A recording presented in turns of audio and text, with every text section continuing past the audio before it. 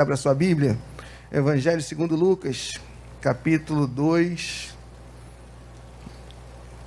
verso de número 35.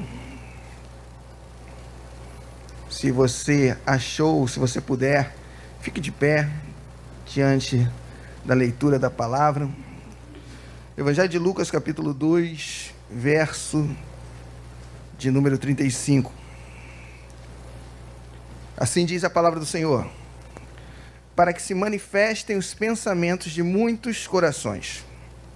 Quanto a você, Maria, uma espada atravessará sua alma. Feche seus olhos, curva sua cabeça. Deus eterno, Deus querido, Deus de paz, Deus que está aqui neste lugar, te pedimos, abre olhos e ouvidos espirituais, assim como corações. Senhor, tua palavra lida é garantia de que vidas serão expostas talvez, mas com certeza abençoadas por ela. Senhor, toma cada um que entrou por essa porta, fala conosco e usa-me, Senhor, diante da tua vontade. Em nome de Jesus, amém e amém. A igreja pode tomar o seu assento. Se você puder aplaudir o Senhor Jesus. Amém. Amém. Hoje, culto da família e do ensino, eu quero trazer uma palavra que Deus colocou no meu coração, uma série de mensagens que nós estamos ministrando durante as quintas-feiras sobre profetas. Então, nós cremos em profecia, a nossa denominação crê nisso, mas eu, diante dos estudos sobre essa semana e durante um mês que encerramos nessa última semana, eu queria trazer um pouquinho do contexto de profeta, que muitas vezes há um engano, muito por culpa da igreja, de pastores ou má intenção de alguns líderes. E aprendendo e estudando sobre profetas, eu entendi que profecia, eu quero que você entenda isso, a relação do profeta com a profecia é uma relação de intimidade, amém? E eu queria trazer algo que, quando eu li, me afetou profundamente espiritualmente, e eu tenho certeza que talvez te afete também quando eu falar. O profeta de Deus nem sempre vai acertar todas as profecias. Entendo que eu vou falar, não é blasfêmia, estou diante do meu pastor. Enquanto o profeta, a Bíblia fala que no final dos tempos seriam levantados falsos profetas, o fato de acertar todas as profecias não quer dizer que esse homem é um homem de Deus. Bom, temos que falar isso embasado biblicamente, porque eu sei que há uma polêmica sobre isso. Quem já ouviu falar sobre Balaão? Levante sua mão. Eu pergunto para a igreja, depois leia com calma, qual foi a profecia que Balaão errou? Nenhuma profecia. Mas se você for lá em Apocalipse, Balaão é citado como um falso profeta. O problema não está, entenda o que eu vou falar, não está no grau assertivo da profecia. O problema é a intenção da profecia. Balaão era um exemplo de falso profeta, porque ele profetizava, Deus falava com ele, a Bíblia cita ele, que era homem de olhos abertos. A Bíblia fala que, uma palavra muito conhecida, todos os pastores citam, que Deus não é homem para quem minta, nem filho do homem. De quem é essa frase? Balaão. Frase que nós citamos. Então citamos uma frase de um falso profeta, mas Deus falava através dele, mas ele profetizava com um propósito que não dizia respeito às coisas de Deus. Ele profetizava a fim de enganar o povo, e logo depois ele engana o povo, trazendo uma contaminação desse povo de Israel, quando esse povo de Israel se relaciona com outras mulheres, outros povos, enfim, a mistura. Então eu começo a analisar que o falso profeta é aquele que tem um propósito que não está no coração de Deus, mesmo que acerte algumas profecias. Amém? Falando de profeta, nós viemos falando sobre o conceito de profeta, sobre o que é ser profeta, o desejo de Deus em levantar profetas, o desejo de Deus que você profetize. Paulo cita que todos os dons são muito bons e quiçá nós consigamos alcançar todos os dons. Mas ele cita um dom que ele ficaria muito alegre que todos obtivessem, que seria o dom de profecia. Então essa profecia é dada a nós como igreja. Então não pode se negligenciar a profecia. Você está entendendo isso? Porque existe aula de líderes. Nós temos a escola de líderes aqui na nossa sede. Nós temos o curso de formação ministerial também na nossa sede. Em outras denominações, vários cursos. Mas eu pergunto para você, você já ouviu algum curso de profecia? E por que isso se perdeu? Porque no Antigo Testamento, Elias, Eliseu participavam de uma escola de... Por que a igreja hoje não tem mais isso? Se Paulo mesmo recomenda que nós venhamos a profetizar. E, bom, eu estou falando sobre isso porque Deus colocou isso no meu coração. Que a igreja tem que profetizar. Mas tem que profetizar com zelo. Amém? Não como está aí. Eu falo em tom meio de brincadeira, mas com uma seriedade muito grande, lá em Benfica. Qual é o interesse de eu saber o meu CPF? Nenhum. Mas se profetiza isso nas igrejas. E as pessoas choram. O que escandaliza não é o profetizar o CPF, é chorar por isso. Quem conhece seu CPF? Todos nós conhecemos. Hoje, mas qual o objetivo disso? Vocês estão entendendo? Aí fala, seu nome é Rodrigo. E a pessoa que recebe essa profecia chora. Por quê? Eu sou Rodrigo, me surpreendi. Amados, é engraçado, mas existe hipnose. Perdão, pastor. Mas existe autossugestão. E se não diferenciar o que é de espírito e o que é da carne, eu vou me emocionar com coisas que não tem nada a ver com Deus, como foi até na parte introdutória que o Rodrigo falou ministrando. Nós vamos falar de um profeta aqui, que pouco é citado. Eu gosto dos profetas e dos homens pouco citados na Bíblia, que geralmente são os mais importantes. Eu gosto dos profetas que não aparecem, porque o profeta, ele entregava a mensagem e ia para o deserto. Hoje, o profeta entrega a mensagem e posta no Facebook. A personalidade do profeta não tem nada a ver com o que nós vemos hoje, infelizmente. É muito pelo contrário, é muito mais no bastidor do que nos holofotes. Claro que Deus coloca pessoas no holofote, sim ou não? Mas os dos bastidores... Amados, tenho certeza que a festa foi uma bênção, mas se não tivesse bastidores, não seria. O pastor está pregando aqui, houve um movimentar na igreja antes, para que ele chegasse, subisse e pregasse. Eu quero falar sobre um profeta que trabalhava nos bastidores. Retroceda um pouquinho na sua Bíblia, capítulo 2, versículo 25, de Lucas. A Bíblia diz assim: em Jerusalém havia um homem chamado Simeão. Simeão, a Bíblia relata que, no decorrer da palavra, que era um profeta. Vamos continuar. Este homem era justo, piedoso e esperava a consolação de Israel. A Bíblia cita muitos homens justos, cita Noé, cita Jó. A Bíblia fala que ele era piedoso. A Bíblia relata que ele esperava a consolação de... Isso não era surpresa, que a maioria dos judeus, ou na totalidade, esperava a consolação de Israel. Mas como eles esperavam? Como ele esperava essa consolação? Israel estava sendo oprimido por Roma, vivendo debaixo de um jugo pesado, e com certeza todos os judeus esperavam a libertação e a consolação de Israel. Com certeza a maioria dos judeus esperava um Messias que viesse à terra e julgasse todas as coisas, e tomasse um exército, uma grande legião, e arrasasse com Roma, e deixasse Jerusalém voltar a respirar. Era isso talvez, ou melhor, com certeza, que a maioria dos judeus esperavam. Um líder militar. Um líder que tirasse toda a dor, que tirasse toda a opressão e vingasse seu povo. Simeão era justo, piedoso e esperava a consolação de Israel.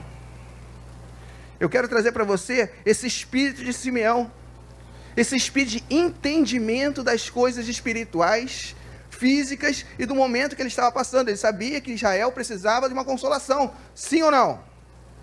Mas ele sabia exatamente que tipo de consolação Israel esperava. Eu quero que você entenda uma coisa.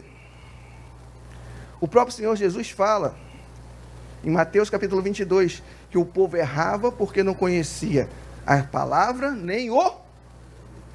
Para você ter um relacionamento pleno com Deus, você precisa conhecer a palavra, mas precisa conhecer também o poder de Deus. Você está entendendo isso? Eu preciso ter essas duas balizas, duas colunas da minha vida espiritual: o poder de Deus e o conhecimento das Escrituras. De nada adianta eu conhecer a Escritura de cabo a rabo e não entender o poder de Deus. De nada adianta eu conhecer a Escritura como um teólogo, que nada contra, muito pelo contrário, se aprofunde sim na palavra, mas se eu não entender que há um Espírito sobre a palavra. Quem está entendendo, glória a Deus? Duas balizas, duas colunas. A tradução de Simeão no grego quer dizer ouvinte. A palavra de Deus diz, o apóstolo Paulo falando ao seu filho na fé Timóteo, que não ficasse somente como ouvinte, mas praticante da palavra. Eu tenho que ser ouvinte, eu tenho que entender, eu tenho que me aprofundar na palavra, mas para ser praticante, além de ser instruído em obediência, eu também tenho que ser instruído de poder. Amados, Deus deu poder à igreja. Nós temos que orar, as pessoas têm que ser curadas. Nós temos que profetizar. Nós temos que saber que nós estamos aqui para libertar cativos. Isso foi dado à igreja, não foi dado ao mundo, foi dado a você. Eu quero que você entenda isso, porque isso ardeu no meu coração, porque não podemos ser uma igreja que somente, entre aspas, você vai entender, somente seja um ouvinte da palavra, mas tem que ser praticante. Foi dado poder à igreja, amém? As chaves que ligam o céu à terra está com a igreja, não está com o mundo não, está com a igreja. Nós podemos mudar todo o contexto da nossa cidade, podemos mudar o contexto dessa situação que nós vivemos, não só a nós, não só por nós, mas a igreja local tem esse papel.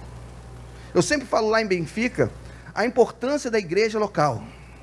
A igreja local, ela tem uma direção da parte de Deus, que você que frequenta a igreja local, precisa ter uma sequência. Eu sempre falo isso, porque o alimento, ele é sequencial na igreja local.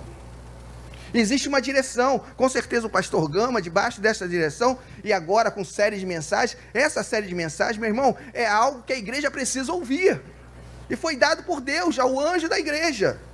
E se eu não entender e ficar de galho em galho, pulando, como Deus fala comigo, Deus muda a minha situação, eu não estou acostumado com isso, eu quero isso, fui magoado, fui ofendido, eu vou receber uns alimentos fracionados, não que o alimento seja bom, mas já há uma função na igreja local,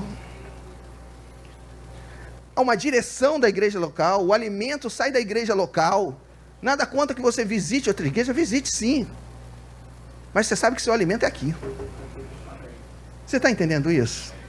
Eu entendo perfeitamente, entendi mais quando eu comecei a dirigir Benfica, porque tinha palavras que Deus dava a mim, e de repente dava para outras pessoas que eram a mesma direção, e a gente via o mover da igreja na mesma direção, assim como foi em Vila Isabel. Eu fiquei aqui 8 anos em Vila Isabel, e eu me alimentei aqui para levar o alimento em Benfica, e isso foi uma sequência da igreja local. Você está entendendo isso? Então glória a Deus. Versículo 26, ele tinha recebido uma revelação de que não morreria antes de ver o Cristo do Senhor. Então, aqui revela o caráter espiritual de Simeão, porque ele recebeu do Senhor, parece até redundância, né? Ele recebeu uma revelação do Espírito Santo. Isso quer dizer, existem revelações que não são do Espírito Santo, são da carne, são de técnicas, mas ele recebeu uma revelação do Espírito Santo de Deus, que não morreria antes de ver o Cristo do Senhor, antes de ver o Messias, antes de ver a salvação, antes de ver a solução para a consolação de Israel.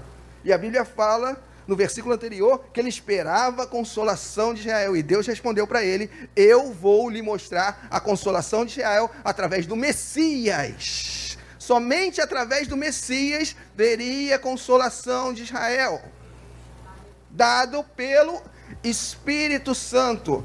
Amados, em Efésios capítulo 4, versículo 30, fala que nós fomos selados pelo Espírito Santo para esperar o tempo da redenção.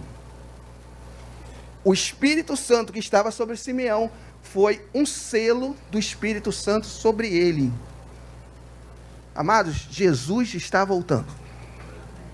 E nós fomos selados pelo Espírito Santo para aguardar esse grande dia. Agora eu preciso entender que dia é esse. Como vai ser isso? Com que propósito vai acontecer isso? Porque se eu olhar as Escrituras e somente as Escrituras, eu não vou entender o poder de Deus. Eu vou ler e saber que esse dia é chamado de dia terrível do Senhor. Dia da vingança do Senhor. Dia de trevas do Senhor. Como é que podemos esperar um dia de trevas, um dia de vingança? Como assim? Porque quem não estiver em Cristo Jesus, vai ser essa característica da volta de Jesus. Mas para nós que estamos na igreja, para nós que estamos em Cristo Jesus, enquanto foi louvado aqui, condenação uma há em nós, nós estaremos morando no céu. Amém? É o dia da nossa redenção, é o dia da vingança do Senhor, mas para nós será um dia de alegria. Para nós será um dia de redenção, final de choro, final de sofrimento, mas eu tenho que entender isso, que eu tenho que manifestar isso na terra. Eu tenho que esperar o dia do Senhor, mas manifestando a glória dele nesta terra como filhos de Deus. Então, como filho de Deus, eu tenho que manifestar o céu na terra. Como igreja, eu tenho que ser embaixador de Cristo, preparar o caminho do Senhor, afinal o Senhor está voltando, Maranata, amém? E a Bíblia relata que antes da volta de Jesus, haveria o espírito de Elias. Quando os discípulos falam isso com Jesus, Jesus fala: olha, vocês não reconheceram, mas o espírito de Elias já veio, estava em João Batista. E eu creio que na volta de Jesus, o espírito de Elias vai ter que anteceder esse momento. E eu creio que o espírito de arrependimento, que o espírito de Elias, que estava sobre João Batista, é o mesmo espírito que está na igreja, que prepara o caminho do Senhor. A função hoje de Elias, de João Batista, hoje é a nossa função como igreja. Preparar o caminho do Senhor, com entendimento, com o poder de Deus, mas sabendo e baseado nas Escrituras, amém? Senão vai começar a revelar CPF de novo. E eu vou me emocionar de novo. Eu vou pensar que o culto é para mim. Porque o culto agora é para mim. Eu falo sempre isso em Benfica. A gente faz uma pergunta. Hoje eu vou fazer essa pergunta para algumas pessoas. Como é que foi o culto em Benfica? Igreja vazia. Mas eu não perguntei a quantidade de pessoas. Eu perguntei como é que foi o culto. Mas não responde assim. A igreja estava vazia. Perguntei sobre igreja vazia ou cheia. Claro que a gente quer a igreja cheia. A hipocrisia é falar que você quer a igreja. Não, quanto mais vazia, mais... Não tem nada disso. Mas a nossa relação com o culto também tem que ser revista. Porque o culto não é para o Marcelo, não é para o pastor. O culto é para Deus. Porque agora se levanta outro tipo de profeta. O profeta termômetros. Quem já ouviu falar? Mas tem. Profeta termômetro. E eu já ouvi. Não, eu vou aproveitar que tem ninguém de Benfica, eu vou falar. É gravado? É. Bom, não tem problema. Missionário, hoje não senti Deus. Não sentiu Deus? Não senti Deus. Deus não estava nesse lugar hoje. Quer dizer que é você que define. Ah, por quê? Porque quando eu sinto Deus, eu me arrepio, eu fico em êxtase. Quer dizer, as suas expressões emocionais, sentimentais, é que definem se Deus está ou não nesse lugar. E a Bíblia fala, onde 2 ou 3 estiverem reunidos, o Senhor Jesus estaria aqui. Então, 2 ou 3 não vale, o que vale é o termômetro, o crente termômetro, que ele vai sentir, e defendendo o que ele sentir, ele vai decidir se Deus estava lá ou não. Eu fico constrangido que eu posso estar falando, a Bíblia fala que às vezes a gente fala com um anjo e não sabe, né? E às vezes eu fico constrangido, pode ser um anjo, definindo o grau de santidade de alguém, ou se a igreja está ou não com unção. Unção, então, é algo que muitos termômetros falam. Pastor, não gostei da palavra. Legal, a palavra não era para você mesmo, era para Deus. E nem vinha. Se você não gostou, quer dizer, eu preciso estar num pedestal. Está aí o grande propósito, o grande perigo. Eu me coloco num pedestal e espero uma palavra que me agrade. Me agradando, eu volto na igreja. Existe igreja que a pessoa chega na porta, quem é que prega hoje? Fulano de tal. Não, volta amanhã. Quem pensa que isso é brincadeira, é verdade. A pessoa escolhe o pregador, escolhe o culto, escolhe o tema, julga o tema, julga a igreja, julga a profecia. A profecia tem que julgar mesmo. Vamos entrar nesse ponto daqui a pouquinho. A profecia tem que ser julgada. Amados, uma igreja madura, ela cresce não só pelo número de membros, mas pelos desdobramentos da vida dos membros. A pessoa entra, se converte, cresce, se batiza. Daqui a pouco ela fala, isso é muito bom de ouvir. Missionário, eu escutei uma palavra que me emocionou, que falou, eu preciso trabalhar na igreja. Ela não perguntou qual cargo. Ela não perguntou se tinha vaga no louvor. Ela não falou do chamado dela. Ela falou que ela precisava, em gratidão, repor o que Deus tinha dado para ela. E quando começou a trabalhar, isso é muito pouco. Eu preciso fazer mais, porque eu não me sinto satisfeito assim.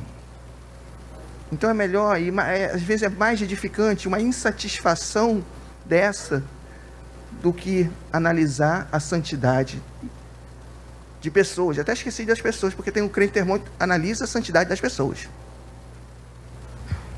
Mas fico muito melhor e muito mais satisfeito quando alguém fala, missionário, eu quero trabalhar na obra, não importa, qualquer coisa, missionário, qualquer horário, mas eu preciso disso, porque eu preciso expressar minha gratidão. Davi, quando expressou sua gratidão a Deus, ele financiou a obra do Senhor, ele tirou do seu particular e falou, porque amo a casa de meu Deus, darei do meu particular. Ele não precisava falar que ele amava a Deus. A forma como você se manifesta na casa de Deus, expressa o seu amor por Deus.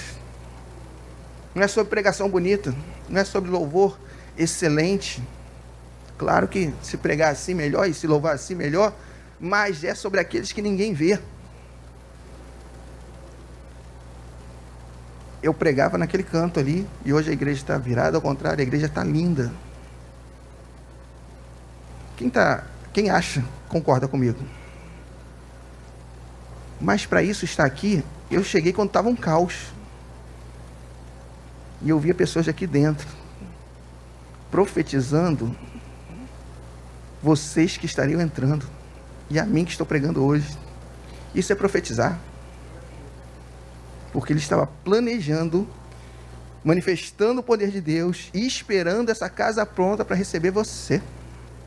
Isso para mim é profecia. Sim ou não? E mais, esta casa em gratidão, agora eu falo de Benfica, antes de ser aberta, se eu não me engano, posso estar errado na conta, 15 casais aqui financiaram dos seus próprios bolsos para uma igreja que iria nascer, que ainda não tinha nascido, que não tinha aberto suas portas. Isso para mim é profecia, porque muitas dessas pessoas nunca entraram e nem vão entrar naquele lugar mais.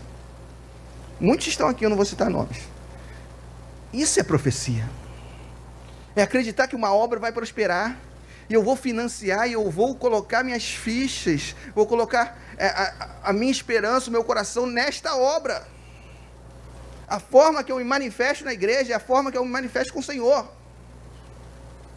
Amém, igreja? A minha alegria está na casa do Senhor, manifesta a minha alegria de estar na presença de Deus. O propósito que eu tenho na casa do Senhor manifesta o propósito que eu tenho de me relacionar com Deus. Amados, um livro do pastor Watmani fala que tem crente, não estou falando nem mais, crente, entre aspas, com cargos eclesiásticos, pastores, missionários, trabalhadores, diáconos, evangelistas, que trabalham muito na casa do Senhor, mas com o propósito de Satanás. Você já ouviu falar que tem gente que trabalha na igreja, trabalha muito bem, com excelência, mas com o propósito de Satanás? O Watmani cita isso, quando ele vê e ele analisa brigas por cargos eclesiásticos.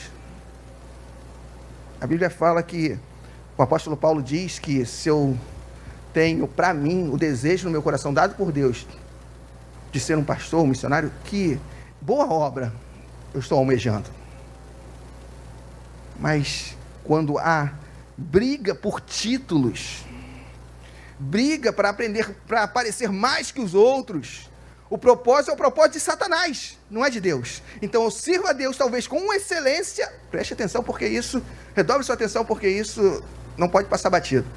Às vezes estou servindo a Deus com excelência, com o meu talento, com a minha experiência, com minha técnica, mas o propósito é de Satanás. E para todos os olhos, trabalha muito, vê muito, tem muito talento, mas o propósito do coração, só Deus sabe. E glória a Deus por isso. Estou falando isso porque Simeão era um homem assim. O Espírito Santo, versículo 26, ele tinha recebido uma revelação do Espírito Santo, que não morreria antes de ver o Cristo do Senhor. Versículo 27 faz toda a diferença, porque a Bíblia fala, movido pelo Espírito, ele foi aonde? Ele foi movido por quem? Amém. João capítulo 3, versículo 8. O vento sopra, isso é a sua voz, não sabe de onde vens, nem para onde vais. Assim é todo nascido do... Então essa movimentação dele ao templo foi uma movimentação do Espírito Santo de Deus, amém? Eu quero falar para você hoje, diante de tudo que o pastor e o missionário já falava, você foi movido pelo Espírito de Deus para estar aqui hoje. Há um propósito nisso, sim ou não? Ou o Espírito Santo move as coisas sem propósito? Há um propósito no Espírito Santo em te trazer ao templo, que eu acredito que a igreja é o templo hoje, para te trazer aqui. E eu pergunto para você, qual é o propósito de Deus sobre a sua vida em ouvir essa palavra? Porque com certeza essa palavra é para mim, para você, para cada um de nós. Simeão foi movido pelo Espírito para estar no templo.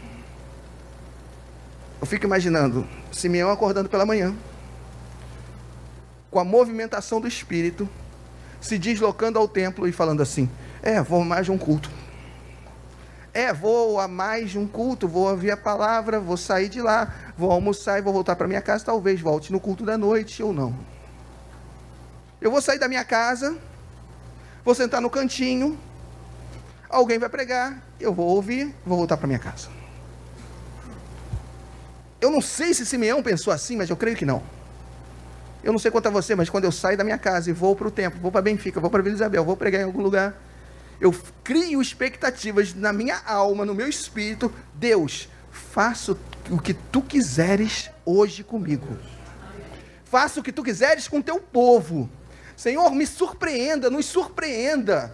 Batiza com o Espírito Santo, salva, cura, liberta, expulsa demônios, Senhor.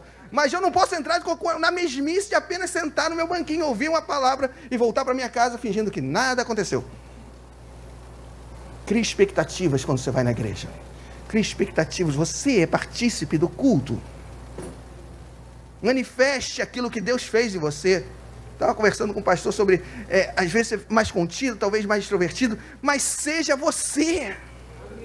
Se Deus te mover a abrir os braços, abra os braços, profetize, levante.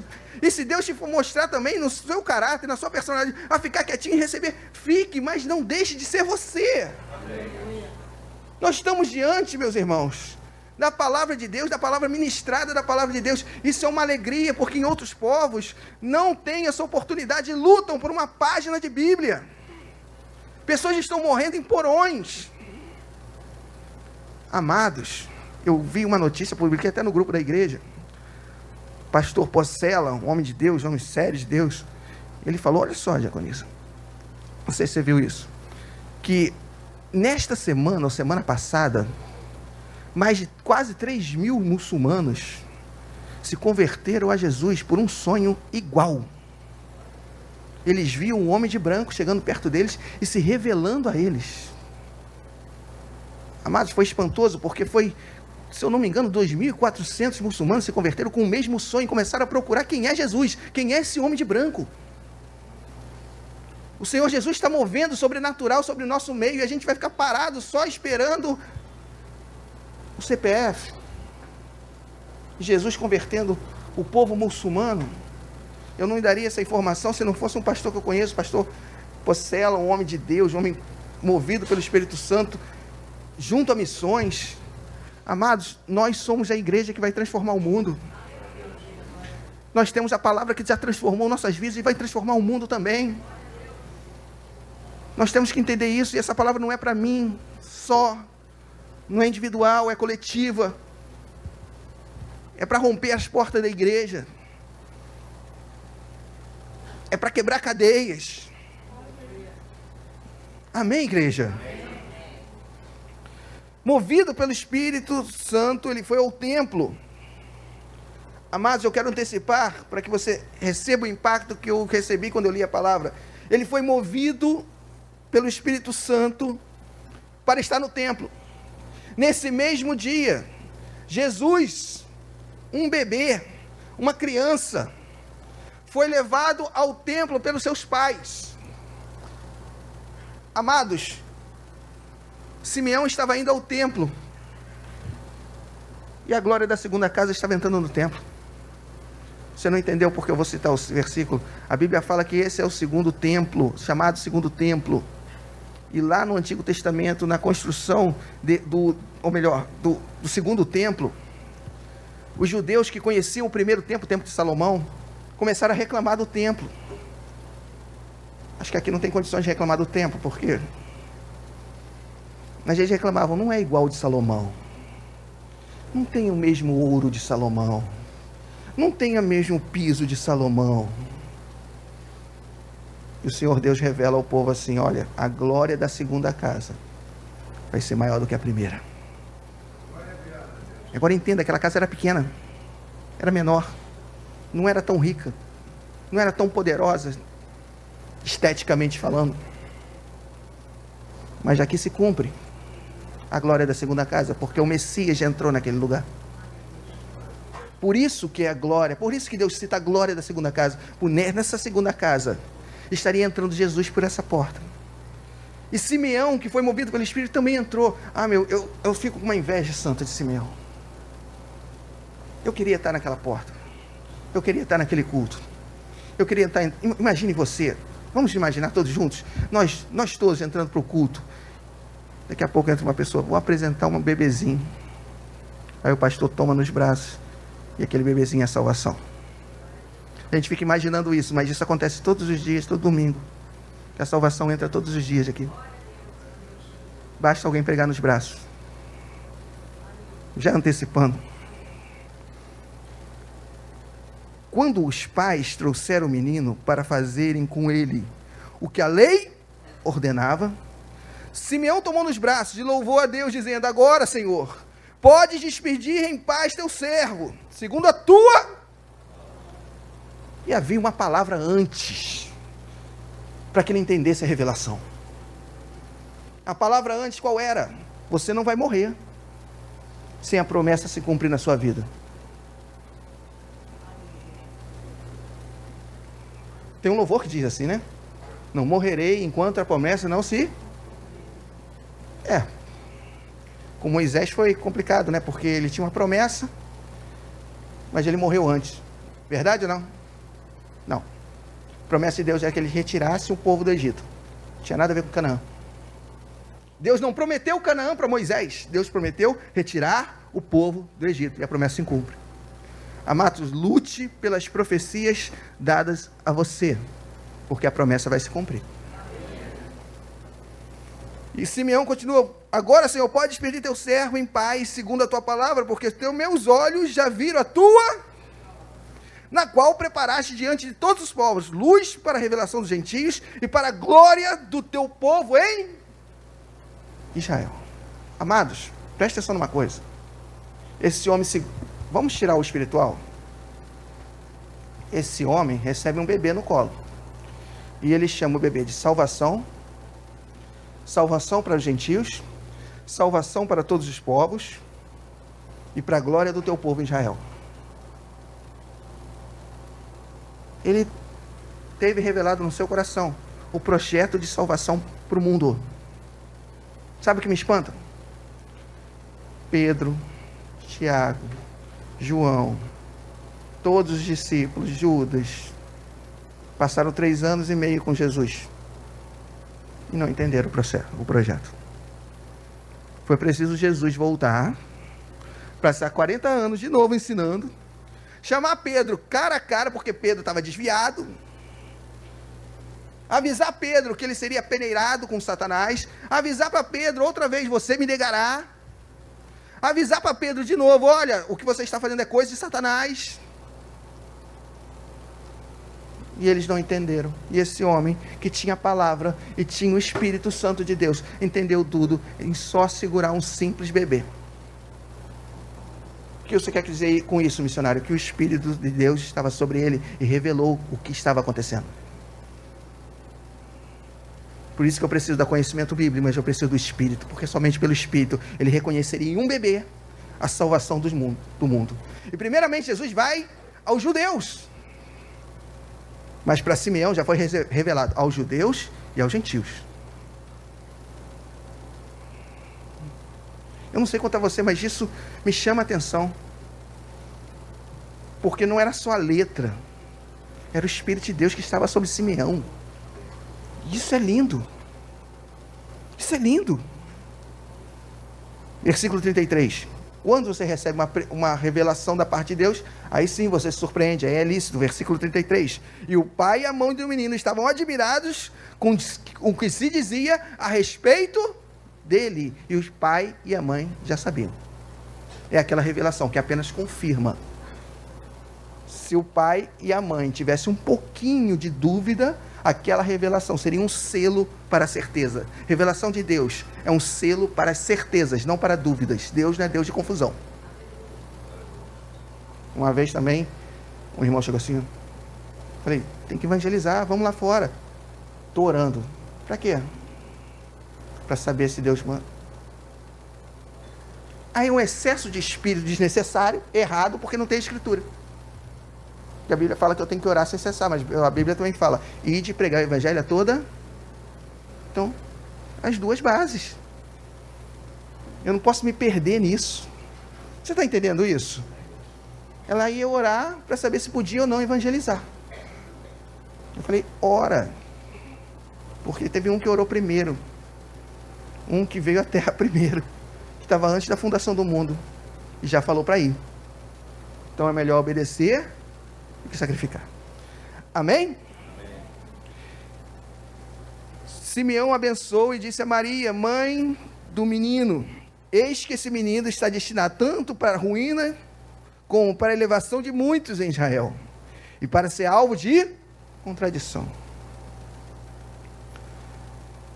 Simeão agora começa a profetizar para a família.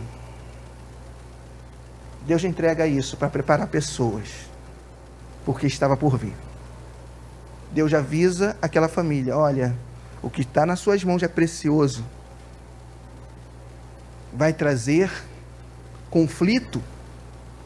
Não se engane, Jesus disse que ele veio trazer espada. Jesus veio para cumprir a lei, ele não veio para revogar.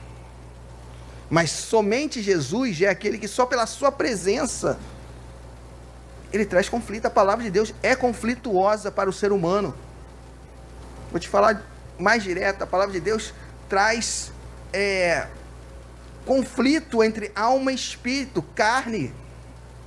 Se você lê a Bíblia como livros de história, amém, mas a Bíblia tem que ser lida e tem que trazer constrangimento em tudo. Amados, quando Pedro tem um encontro com Cristo, a primeira coisa que ele fala é: essa parte de mim que eu sou pecador. Ele teve um encontro verdadeiro com Cristo, porque Cristo é assim, quando nós entendemos e reconhecemos a presença dele, falamos a primeira coisa: não mereço isso, não mereço esse amor. Mas o Espírito Santo que está sobre nós, nos convence.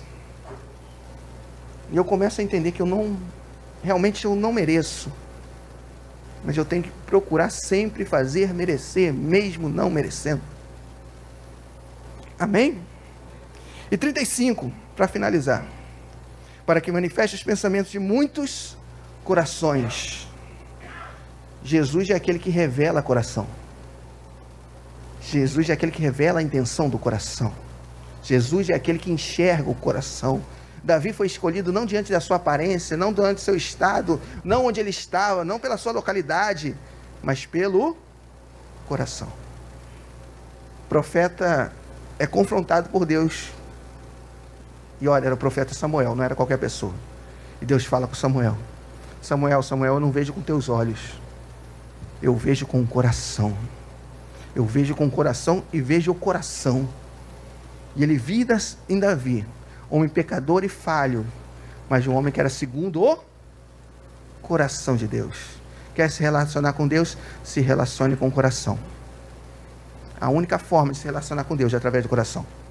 Você pode subir, eu vou falar sobre subir no altar, você pode ser o destaque, você pode ser o bispo primaz, você pode ter todos os diplomas, você pode subir eclesiasticamente, você pode ser um poder nessa terra, mas se você não tiver relacionamento com Cristo, de nada vale. Em Mateus capítulo 7, versículo 21, fala que nem todo aquele que me diz Senhor, Senhor entrará no reino dos céus, mas aquele que faz a vontade do Pai que está no céu. Quem está entendendo, deu glória a Deus. Quanto a você, Maria, uma espada atravessará sua alma. Eu quero ver um profeta desses hoje em dia falar isso para alguém. Esvazie a igreja. Que ele está falando: Maria, bem-aventurada entre as mulheres, porém você vai sofrer. Você vai ver seu filho passar pela morte. Você vai ver o sofrimento do seu filho. Mas em consequência disso, seu filho vai mudar a história do mundo.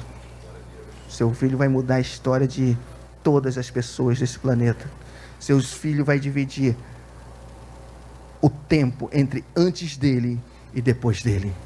Mas para isso, você vai ter que receber uma espada na tua alma. Evangelho é renúncia. Não é só vitória, não. Não é pare de sofrer, não. É renúncia.